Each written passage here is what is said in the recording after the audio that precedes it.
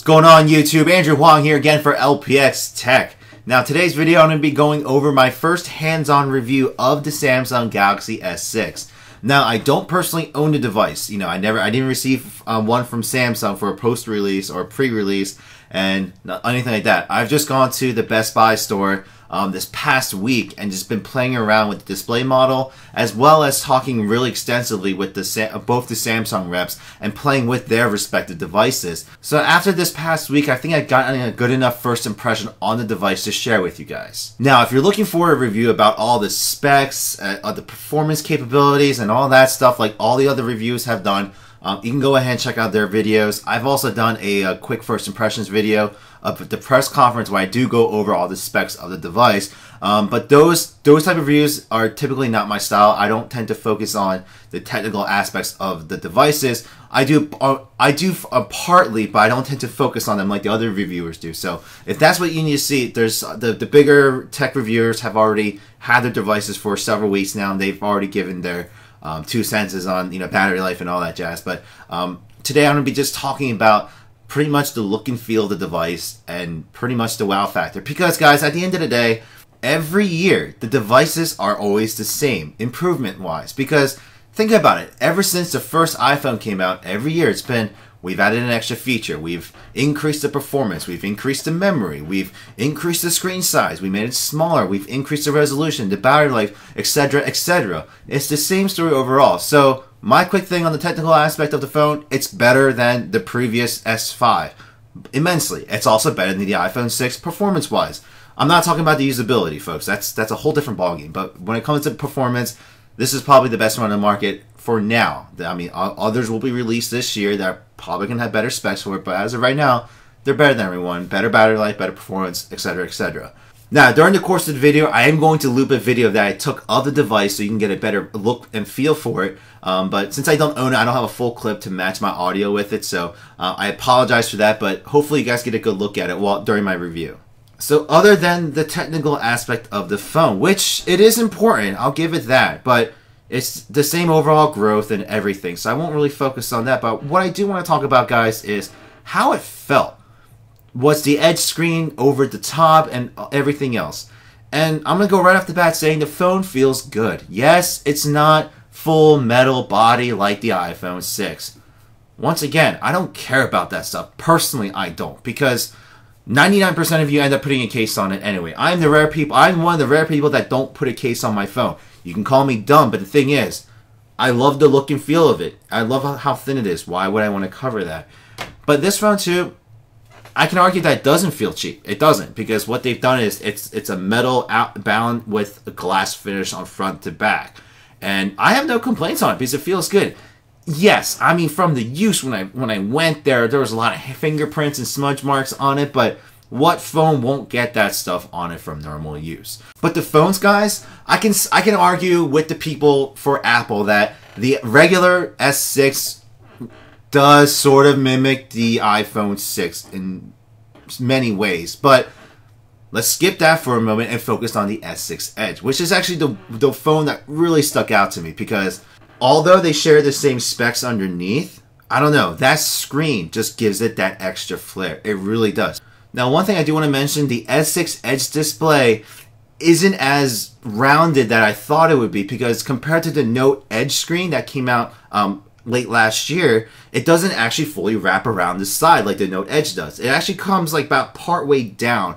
So it's more like, it's not a true wraparound screen. It just sort of goes and stops. But I gotta tell you guys, it's really nice. I don't know how else to describe it. When you're looking at it, it's truly the video, because when you watch certain videos, you see borders in it. And I know certain TV companies have experimented with borderless TVs, but this is taking it to another level, because it's sort of borderless, but it just goes on. Like, I don't know, like, I'm gonna be playing a video of it, but the video, when I looked at 2 same videos from the S6, the regular S6, and the S6 Edge, and I just gotta tell you, watching a video on the S6 Edge just felt more comfortable.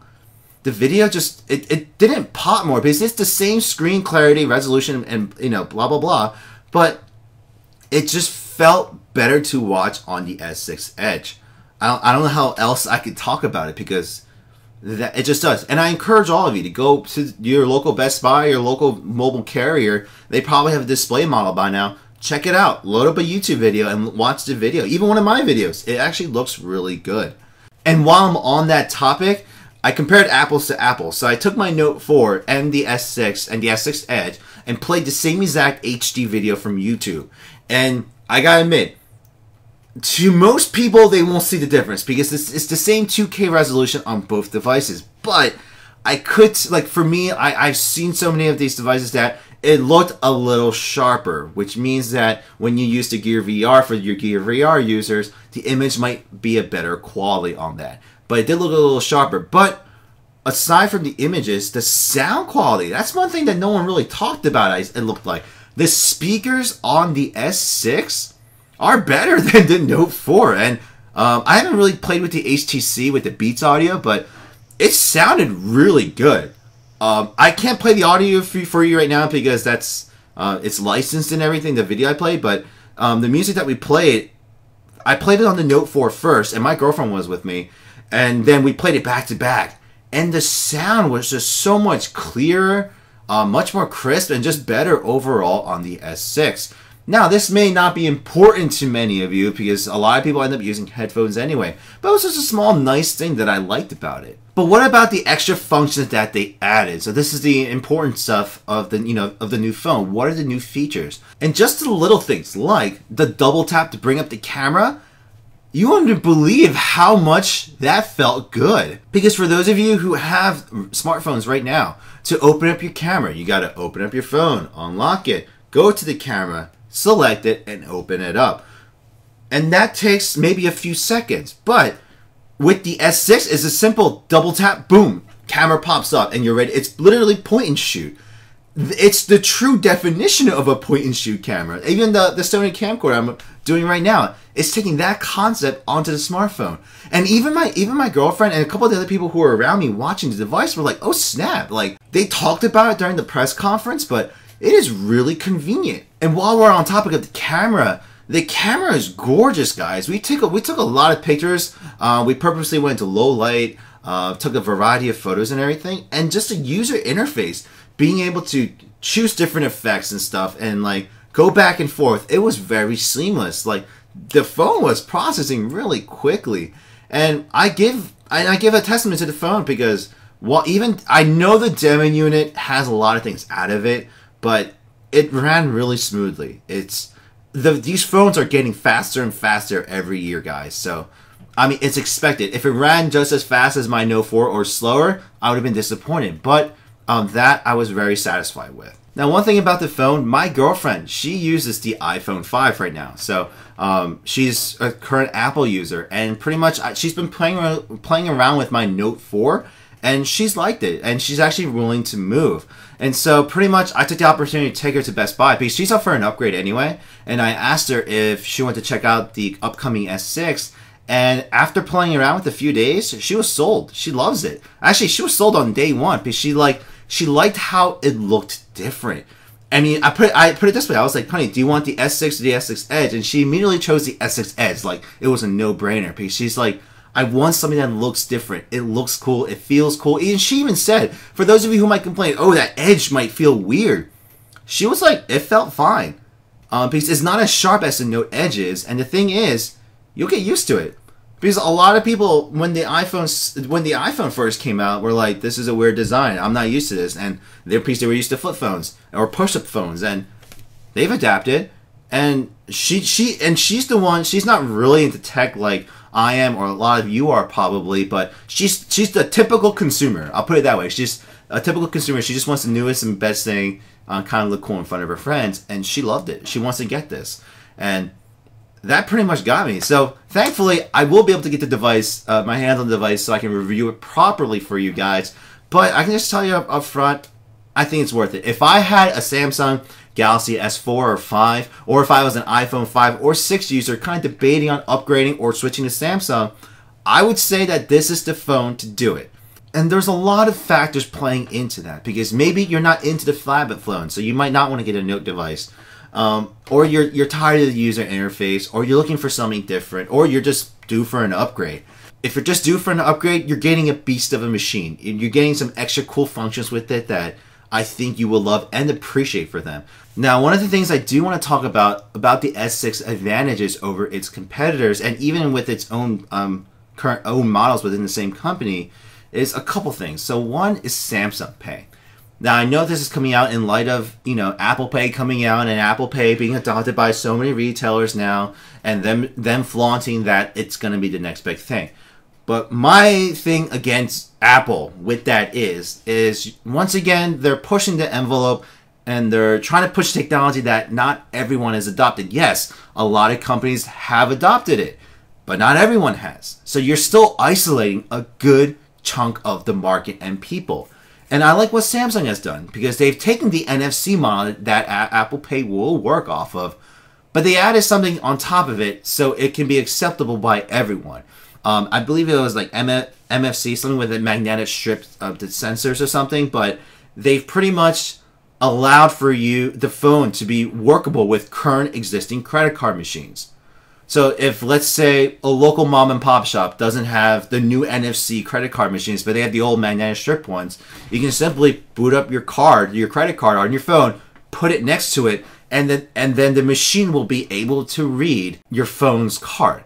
Because I'm assuming that there's a sensor in the phone that will work with that magnetic strip sensor and allow it to read your credit card. So with that, they pretty much made a current existing technology product work very smoothly with new technologies, as well as added NFC to it. So they pretty much made Samsung Pay accessible to every retailer. Not just the people who signed up on their contract, every retailer. I want you to think about that. Now, will it run as smooth or better? That has yet to be seen, because they haven't been compared thoroughly side by side in the real world yet. But as soon as I get my hands on the S6 and Samsung Pay, as well as an iPhone, I will be able to give my 2 cents on it. But I'm pretty sure there's going to be a ton of people out there already testing these two products. Now, other things I want to address for a lot of you who have been complaining about, oh, there's no SD card storage. Let me defend that point, just if you allow me to. So Samsung has pretty much implemented a new solid state drive in their devices. Pretty much it's an internal memory that's, just solid state based, like an SD card per se. But the way that they implement it into their new S6 device, it runs faster. So from what the Samsung rep told me, it runs faster than any known SD card can handle. Meaning that any preloaded apps, photos, videos, etc. will run and boot up faster than any device can right now. Even if you had the fastest micro SD card, it wouldn't be as fast as the internal memory on this thing.